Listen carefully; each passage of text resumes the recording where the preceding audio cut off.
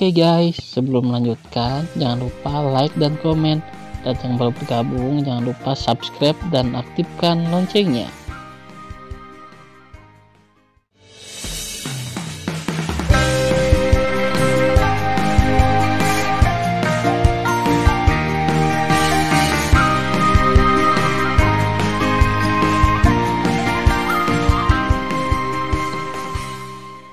Episode 531. Melanjutkan cerita sebelumnya. Hati-hati, Nyonya. Raja beruang keluar dari udara tipis di depan Namong Yukin, mengayunkan palu, menghancurkan telapak tangan iblis ungu besar, dan dengan ganas membunuh Guo Kunlun di timur lagi. Wah, wah, wah. Pada saat ini, Dante Sianer mengepakkan sayap cahaya suci dan menunjukkan formula 10.000 pedang kuno.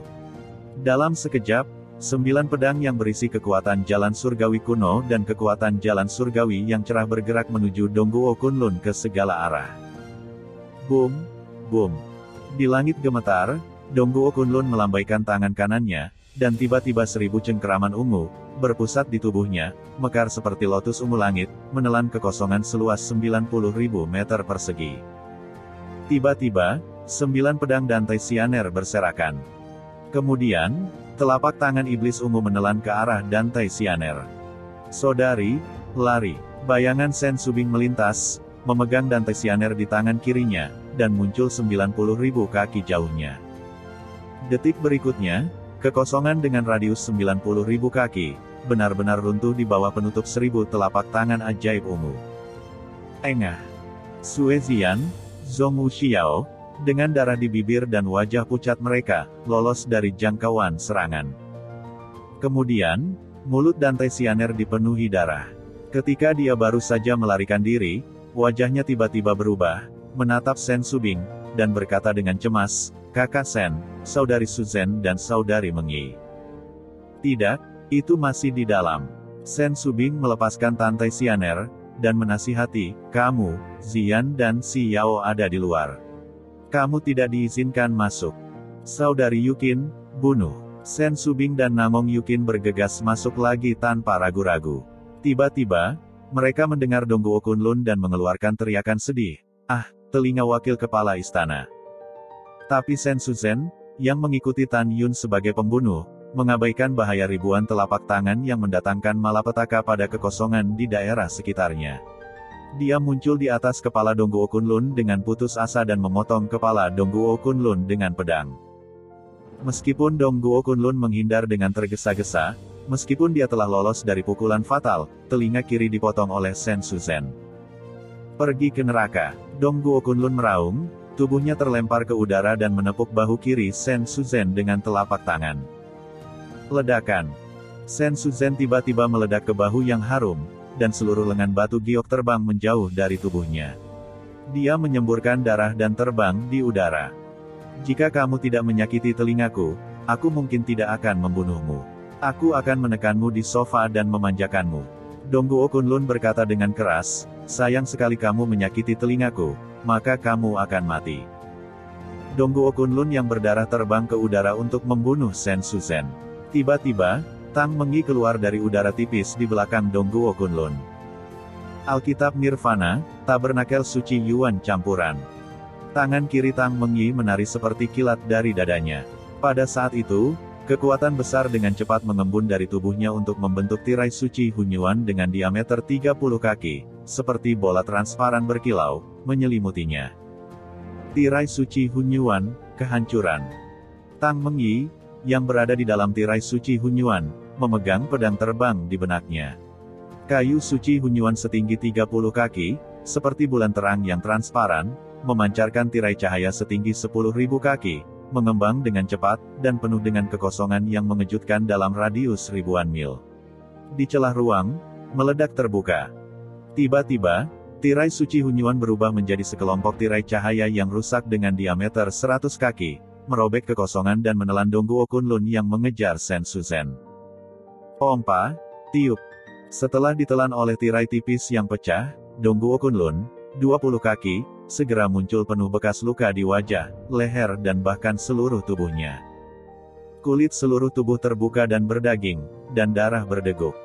Pada saat ini, Sen Subing, yang datang untuk menangkap Sen Suzhen yang dipukul dan diterbangkan, berkata dengan air mata berlinang, "Kakak, apakah kamu terluka parah?" "Adik, aku baik-baik saja.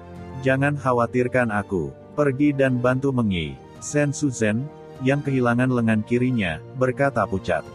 "Oke." Setelah Sen Subing melepaskan Sen Suzhen lari terhuyung-huyung ke kejauhan.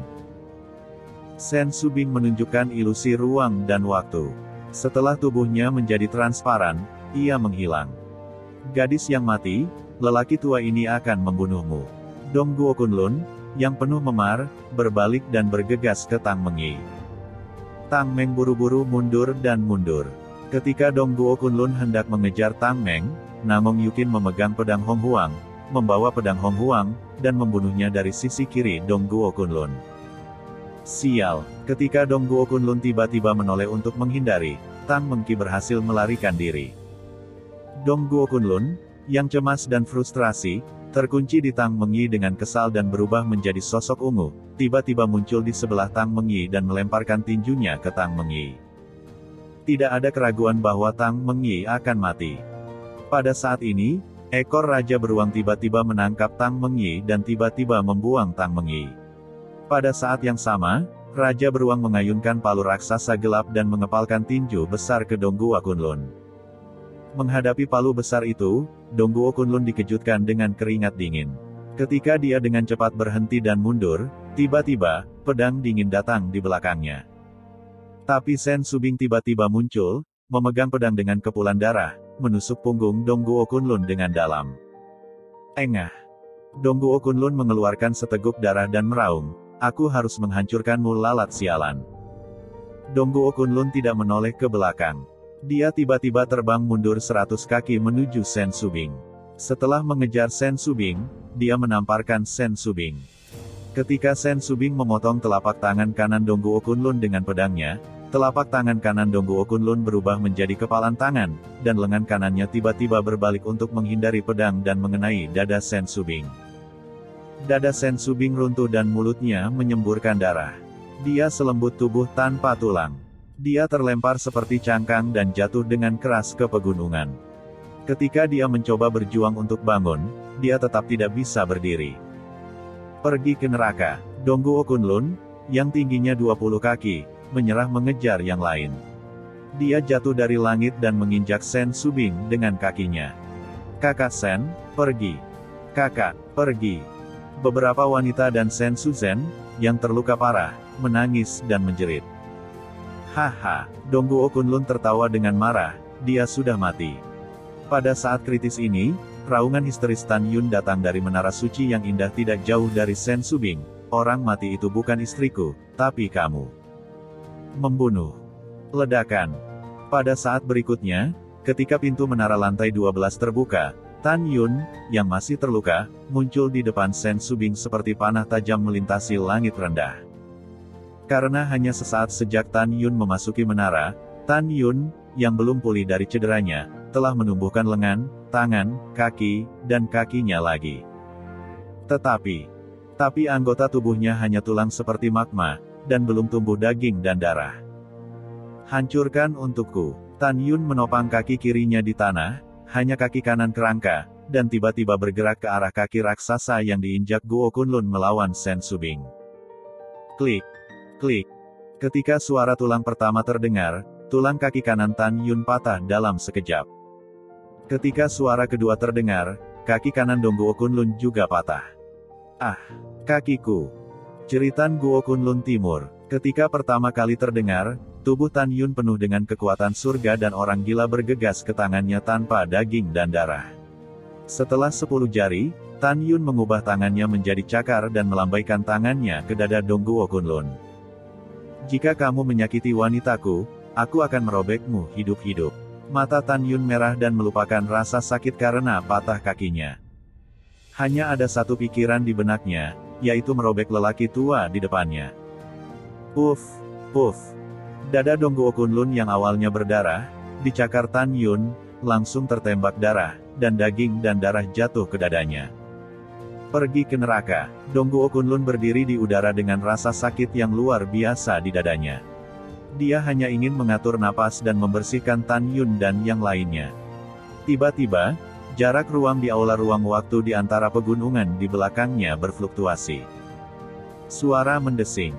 Pada saat berikutnya, bayangan indah muncul dari istana ruang waktu dan memotong leher Dongguo Kunlun dengan pedang. Wanita ini bukan orang lain. Tuoba Yingying lah yang membawa meteorit ruang waktu di wilayah rahasia Huangfu. Ketika Dongguo Kunlun ingin menghindar, pupil matanya tiba-tiba menyusut, tetapi ketika dia melihat bahwa orang yang datang hanyalah tahap keempat dari tahap eklosion, dia dengan jijik berkata, "Bagus untukmu. Karena kamu di sini, maka matilah." Ledakan. Setelah menghindari pedang Tuoba Yingying, Dongguo Kunlun memukul dada Tuoba Yingying. Bang! Dengan suara, tubuh Tuoba Yingying tiba-tiba runtuh.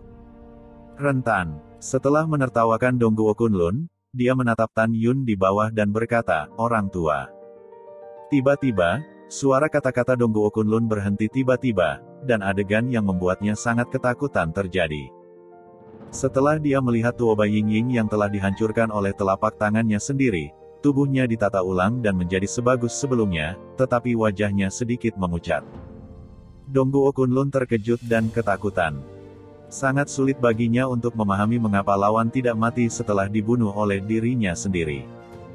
Membunuh. Tuoba Yingying, memegang pedang terbang, tiba-tiba memotong leher Dongguo Kunlun.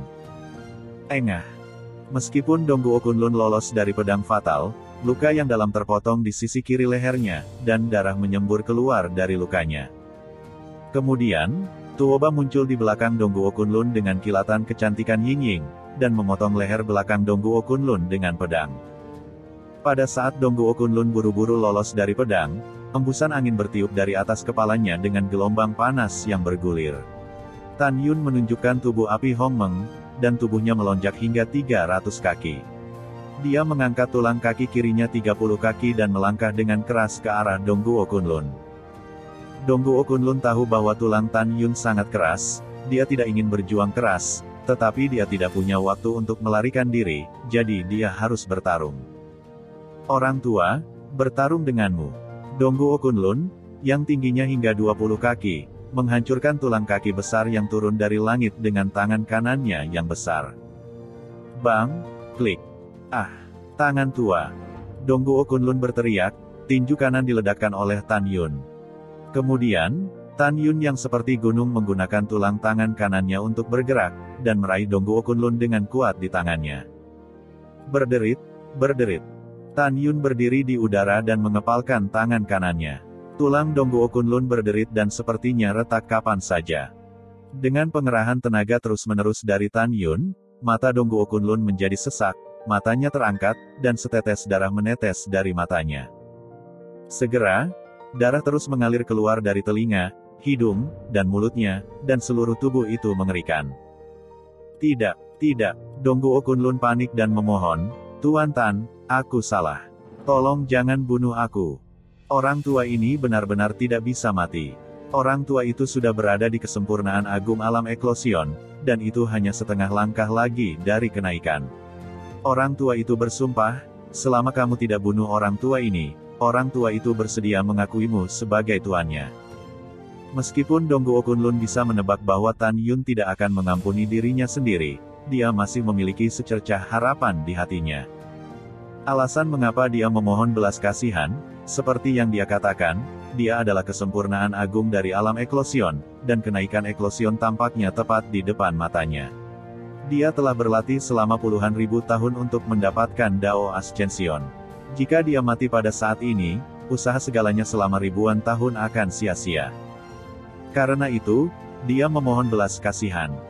Tanpa menunggu kata-kata Dongguo Kunlun, Tan Yun meraung, "Anda membawa orang-orang kuat dari Istana Wuliangyu, tidak hanya membantai jutaan murid di alam rahasia peri abadi saya, tetapi juga mencoba menyentuh wanita saya. Karena Tuan ini berkata bahwa kamu tidak boleh mati dengan baik, kamu tidak boleh mati dengan baik." Klik, klik. Tangan kanan Tan Yun tiba-tiba mengeluarkan tenaga, setelah meremas seluruh tulang tubuh Dongguo Kunlun, dia melemparkan Dongguo Kunlun ke pegunungan. Tubuh lembut setinggi 20 kaki Dongguo Kunlun dengan cepat kembali ke ukuran normalnya dan kembali ke penampilan 90 tahun. Dia berbaring di tanah dengan lemah, kepalanya terus bergerak, memohon, Sekte Master Tan, tolong jangan bunuh aku. Selama kamu tidak membunuhku, aku benar-benar menjanjikan segalanya padamu. Tan Yun menutup telinga. Ketika dia terbang ke udara dan mendarat di sebelah Dongguo Kunlun, tubuh 300 zangnya berubah menjadi ketinggian biasa. Tuan, dan Suzhen, kalau begitu. Pada saat ini, Tuo Bai Yingying melambaikan tangan kanannya dan cincin surga dan bumi mengeluarkan 2 tetes cairan kehidupan. 2 tetes cairan kehidupan, terbang melintasi kehampaan, ditangguhkan di samping Tan Yun dan Sen Suzhen. Beberapa dekade yang lalu, setelah Tan Yun membawa pohon kehidupan kembali dari tempat rahasia peri abadi, dia menyerahkannya kepada Tuo Bai Yingying. Belakangan, Tuo Bai Yingying menyimpan cairan kehidupan yang terkondensasi dari pohon kehidupan. Tuo Bai Yingying tahu bahwa cairan kehidupan tidak boleh digunakan oleh mereka yang terluka parah di organ dalam. Jika tidak, cairan kehidupan tidak akan membantu yang terluka memulihkan organ dalam, dan organ dalam akan dihancurkan oleh nafas agung cairan kehidupan.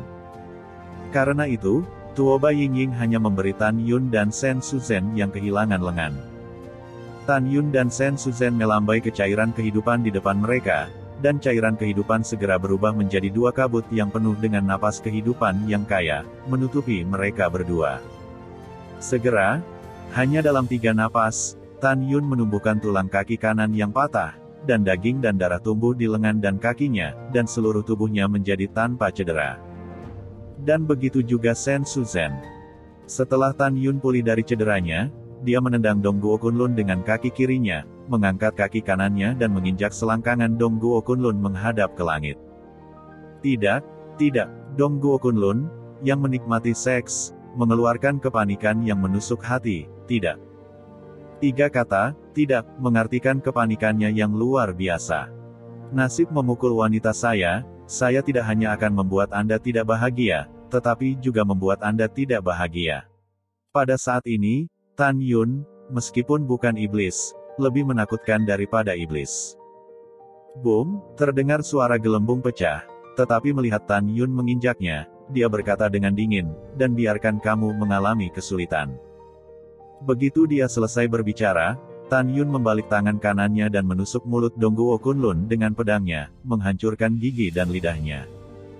Memikirkan jutaan murid yang meninggal, dan memikirkan kata-kata Dongguo Kunlun yang mempermalukan wanitanya sendiri, Tan Yun dengan tegas berkata, biarkan kamu memiliki lebih banyak penglihatan. Pompa. Setelah Tan Yun berbicara, dia mengayunkan pedangnya dengan tangan kanannya dan menghancurkan mata Dongguo Kunlun. Kemudian, dia menendang Dongguo Kunlun ke udara dan mendarat di samping 130 orang kuat di istana Wuliangyu.